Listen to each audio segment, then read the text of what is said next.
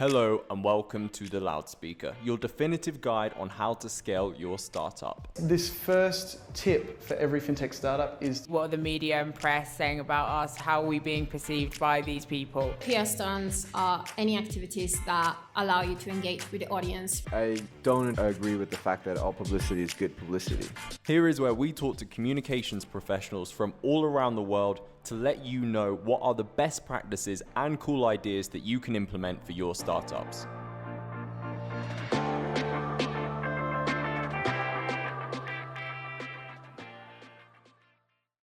Can you tell our listeners who you are and your background in social media, please, Sarah?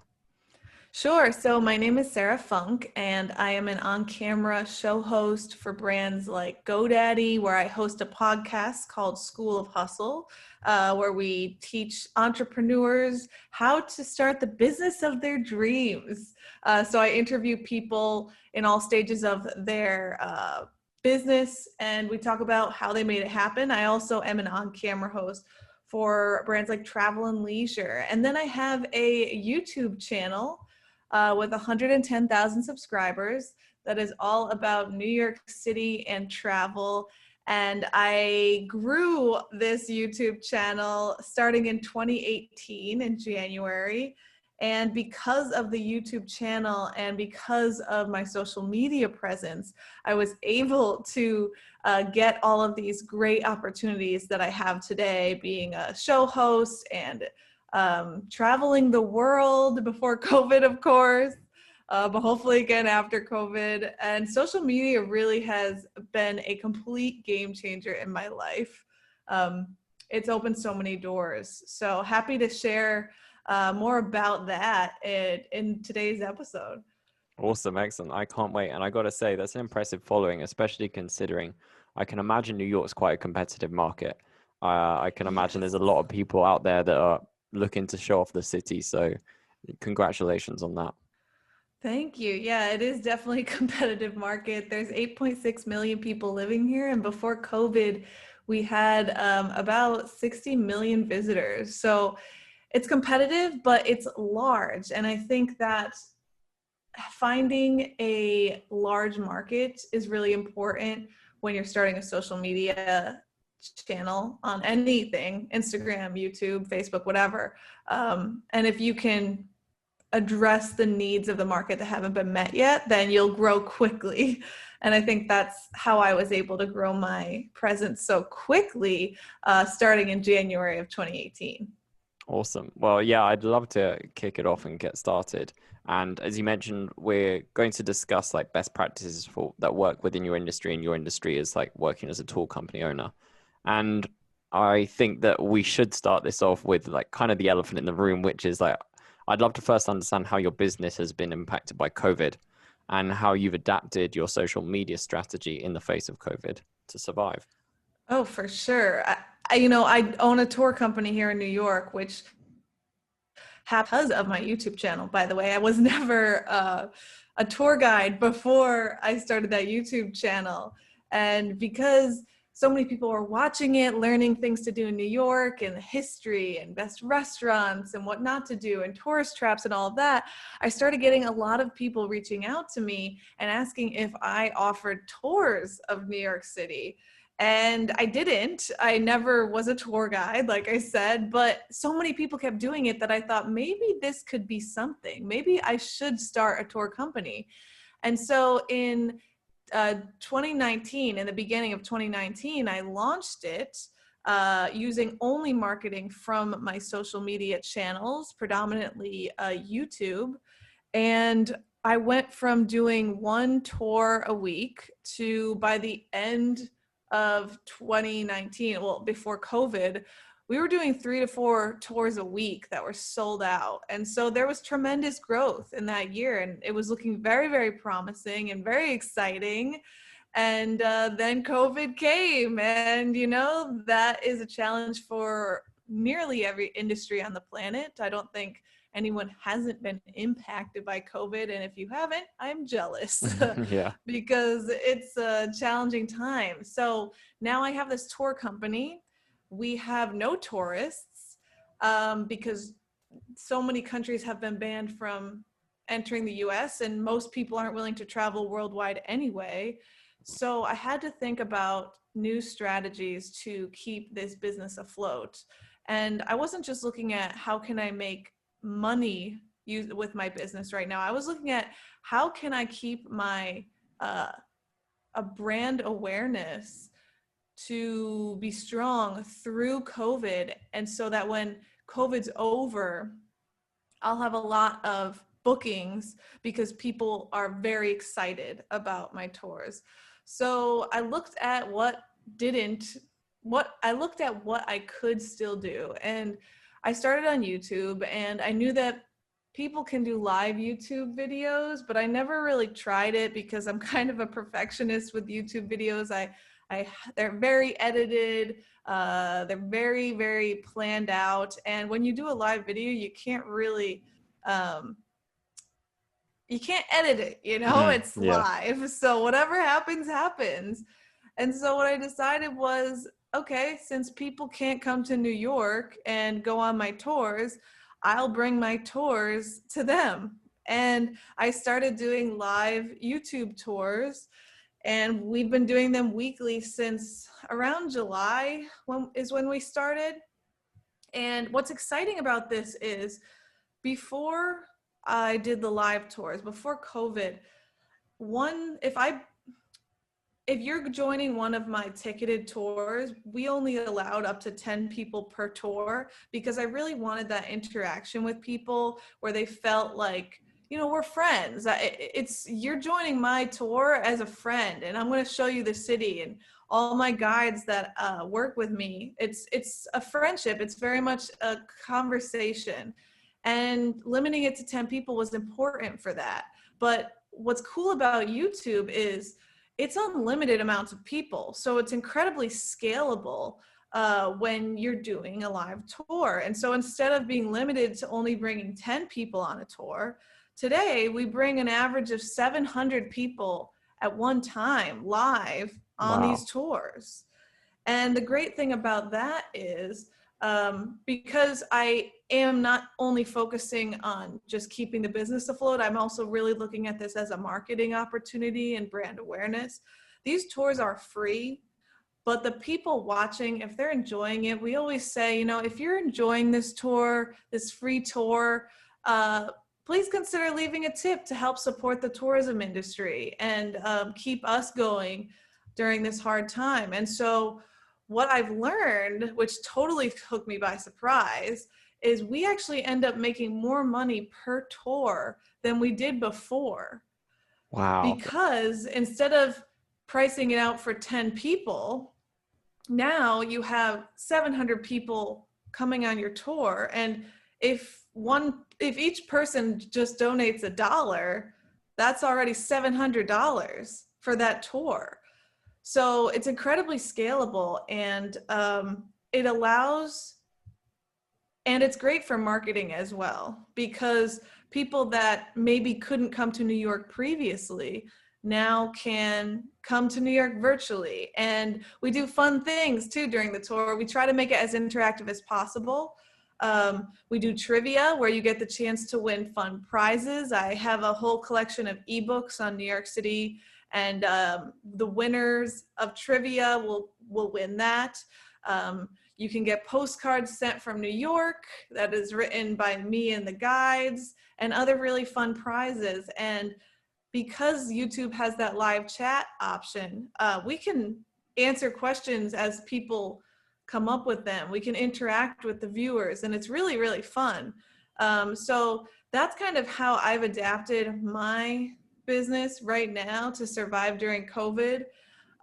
When I first started doing this, I remember telling some tour companies in New York about it, and they were like, "Are you crazy? You're giving away your routes?" But the way you got to think about it is, this is the reality that we're dealing with right now. And it's pretty much like, try something new or your business will go under. And so I think this was a risk, but it's paid off big time. It's increased my audience.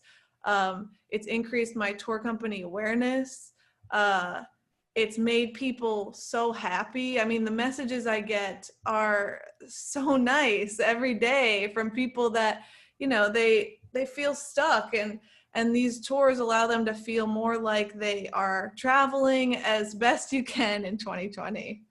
So Yeah. that's pretty much what I've done to adapt my business to COVID during this hard time. It sounds like you've done a good job. I mean, yeah, it's definitely adapt or die, like you said, and you've adapted very well. Do you think that you'll continue this, like a kind of like hybrid sort of offering, post-COVID when you can start doing tours again? Yeah, so I've talked about that before with my guides, because it is cool. You can bring, instead of bringing like 10 people on a tour, we can have 700 people or more. I mean, it's literally unlimited. We could have 1,000,000 people. If 1,000,000 people joined in, there's no cap to it. So what I'm thinking, and things can change, that you never know, but right now what I'm thinking is I'll start offering all the in-person tours next year again. And then we'll do a live tour once a month, probably, just because people seem to really like them. And for me, that's the number one thing, is if people are having a good time, then I want to keep doing that. And if that's what makes people happy, then I'll do it. Definitely, and congratulations for that. I'm glad it turned out to be such a success. You took the risk and it's paid off. If you're interested in seeing how Publicize can grow your startup, sign up for a free PR assessment on our website. And for a limited time only, exclusively for the loudspeaker listeners, you can receive an SEO assessment as part of your package for any tier of service at no extra charge with this special promotion. To find out more, visit publicize.co/lspromo.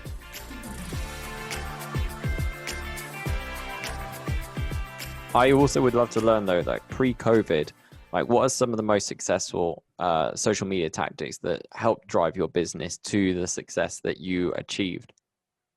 Sure. So I'm a big believer in don't hard sell people. The moment people know that they're being sold to, they put a guard up and they will be very resistant. And so for me, it was always kind of a reverse engineered model, where I didn't start with a product or a service. I started with information and providing value to people. And because I started with that, I created content all about different tips, tricks, things to do. People started following me because of that. And people started trusting my opinion and valuing my opinion because I was providing them with information all the time. And from there, I noticed that they started booking all the different experiences that I was mentioning. And I thought, I should just make my own experiences, because clearly people are interested in hearing these tips and tricks. And so if I can incorporate that into a business model, I will. And so that's what I did. After I had a bunch of content online on YouTube and Instagram. YouTube for me was really the game changer, because when it comes to travel, a YouTube video or any video is much more discreet. It's much better than a photo because you see the whole experience.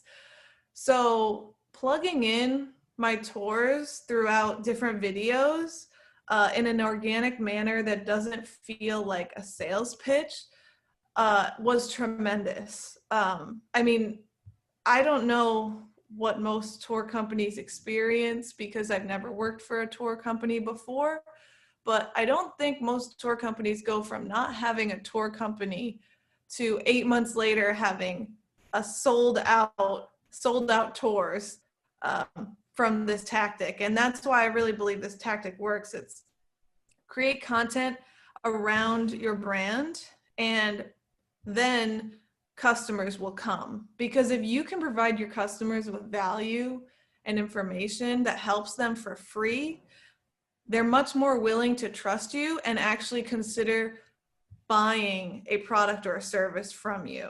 And so that to me was the essential element of how social media can drive business.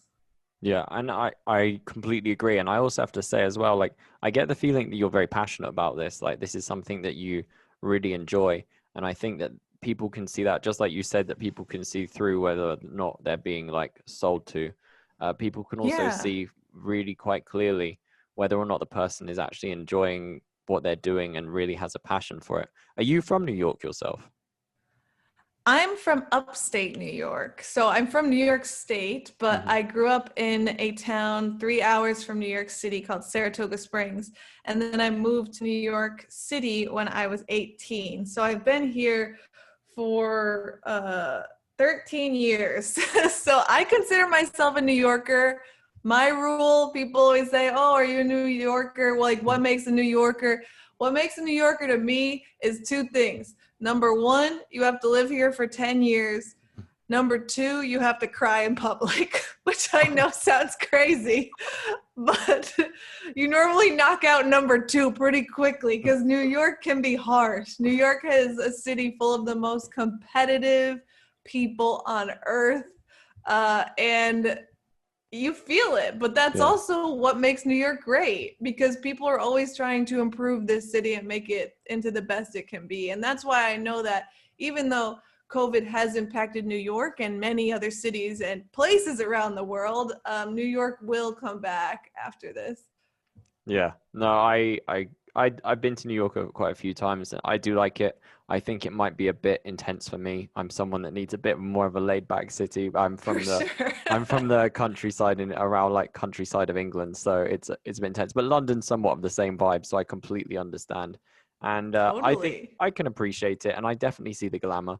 I don't know how long I'd survive there, but with that intensity. But yeah, no, I definitely get that. And going back to like social media, like I'd love to know, like, what has been your most successful social media tactic? Was there one specifically where you like pressed post, or you press send, and then like the next day something blew up, or you went viral? Yeah. Do you have any like stories or case studies of that? Yes, there's several videos I've posted that have gone viral, and you see the difference immediately. So the first experience I had with this was when I was starting my YouTube channel, and this story is why I encourage everyone to not give up when they're using social media as a tactic for sales, because sometimes it takes a long time, but it will pay off in the end if you're actually listening to your viewers and looking at the data and making decisions based off data. So when I started my channel in January of 2018, I decided I'm going to post a video about New York City every single Thursday. And these videos are going to help people that are traveling to New York, but also help people that live in New York have the best experience. And so I started posting these videos. I made 3 videos to start, and the videos were Secrets of New York, New York's worst tourist traps, and 16 things you need to know before visiting New York City. And so those were the first 3 videos I posted. I went out and filmed it. I edited it. I was super ready. I was like, these are going to go viral. I know it. Like, I was so pumped. And I posted them and nothing happened. And I was really frustrated, but I said to myself, you know what? The comments I'm getting are really encouraging. I'm just going to keep posting new New York videos every single Thursday. So I do this for 4 months, and all of a sudden, my New York's worst tourist traps video goes viral. I don't know why it took this long, but that's the weird thing about the internet. You really never know what happens. What this caused was a domino effect that literally changed my life in a week, easily. Because I had produced about, I think probably like 15 videos at this point about New York City. What happens with YouTube is if one of your videos about a certain topic goes viral, people start watching that gets boosted all across YouTube. Then the people that were watching that video are suddenly recommended my other related videos. And so I had 15 other videos about New York City. So now people are looking at the New York's worst tourist traps video. They're really liking it. YouTube recommends a similar video by me because YouTube's whole goal is to keep people on YouTube. And people will click on that video Then they're going to watch that video. YouTube recommends another one of my videos. They watch that video. Within this short period of time, just for your reference, from January to I believe it was May, nothing happened. I think I had 3,000 subscribers, but I made videos every Thursday. Then one video goes viral in May. Between May and December, my following grew by 50,000. Wow. In that short period of time. And that was because of essentially a viral video, but it caused multiple other videos to go viral too. And so what this caused is people starting to reach out, people saying, do you do tours? Do you do tours? And that's why in 2019, in the beginning of 2019, I launched the tour company. And using all of the data that I saw from 2018 and looking at which videos did well, I put together a strategy saying, okay, these topics seem to do really well. I'm going to do more of that. And so I posted a second video in January of 2019 called More Scams of NYC Exposed. That video went viral. Then I posted some more videos based off of the keywords that went viral in the past. And you can see it's just replicating that same model. And so I think that the tactic of understanding how to read data so you can replicate success is really, really important to driving business through social media. So I hope that answers your question. No, it definitely did. And I really like the fact that that's like it's such a nice example of how you progressed and like the process behind like exactly, yeah, how you got your results. And you kind of answered it there with the data. But my last question to you, I'd really love if you could give one piece of advice in general regarding using social media to drive business. What would it be, in your opinion? So there's three things that you should keep in mind, and that is create quality content. The second is create valuable content. And then the third thing is create content with consistency.